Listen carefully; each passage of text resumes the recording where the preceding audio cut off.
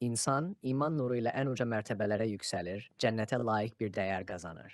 Lakin küfrün qaranlığı ilə ən aşağı dərəcələrə düşər, cəhənnəmə uyğun bir vəziyyətə gələr. Çünki iman insanı uca sənətkar olan Allaha bağlayır. İman bir mənsubiyyət və əlaqədir.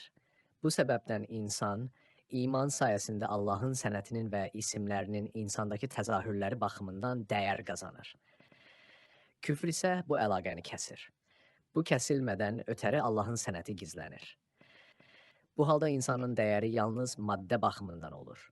Maddə isə həm keçicidir, həm yox olmağa məhkumdur, həm də sadəcə heyvani bir həyatdan ibarət olduğuna görə dəyəri demək olar ki, yoxdur.